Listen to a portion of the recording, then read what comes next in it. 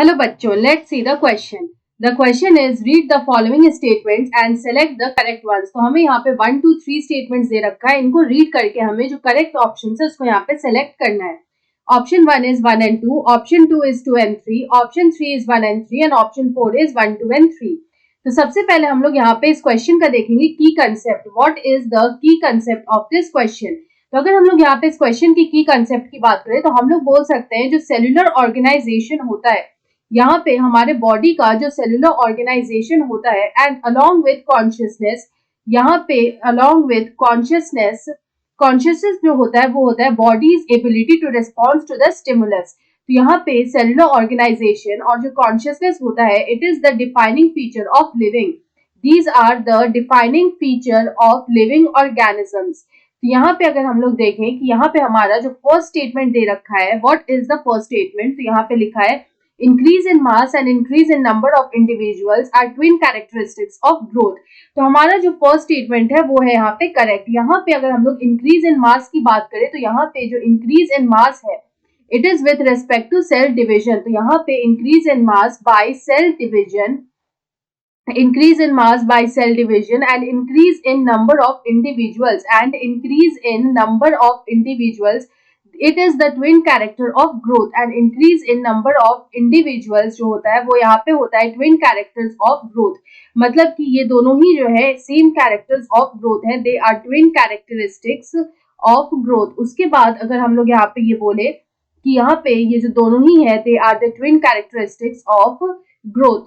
उसके बाद हम लोग का जो यहाँ पे सेकंड पॉइंट दे रखा है वो है कि metabolic reactions can be demonstrated outside the body in isolated cell free system. तो यहाँ पे अगर हम लोग मेटाबॉलिज्म की बात करें तो जो मेटाबॉलिज्म होता है it is a defining feature of living. ये लिविंग रिएक्शंस जो होते हैं हमारे बॉडी में होते हैं.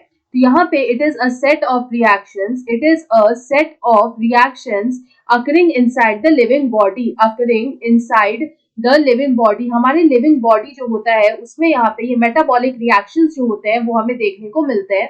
लेकिन यहाँ पे जो मेटाबॉलिक रिएक्शंस होते हैं इनको हम लोग यहाँ पे हेयर मेटाबॉलिक रिएक्शंस की अगर बात करें तो दीज मेटाबॉलिक रिएक्शंस जो होते हैं इनको यहाँ पे हम लोग आइसोलेटेड सेल फ्री सिस्टम में भी कंडक्ट कर सकते हैं. यहाँ पे इनको आइसोलेटेड सेल फ्री सिस्टम में भी कंडक्ट किया जा सकता है आउटसाइड बॉडी.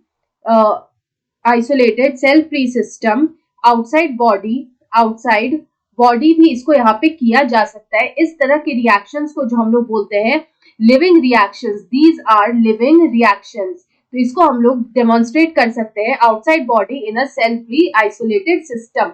उसके बाद अगर हम लोग यहाँ पे अपना थर्ड स्टेटमेंट देखें तो उसमें लिखा है फील और response to stimuli is defining property of living organism. तो ये स्टेटमेंट भी हमारा यहाँ पे ट्रू है. तो यहाँ पे अगर हम लोग बात करें फील और रिस्पॉन्स टू स्टिमुली की, यहाँ पे अगर feel and response to stimulus की बात करें तो यहाँ पे जो एनवायरनमेंट का जो स्टिमुलस होता है उसको जो रिस्पॉन्ड करता है हमारा बॉडी, इसको हम लोग बोलते हैं consciousness. It is defined as consciousness और ये जो होता है it is the defining property of all living organisms.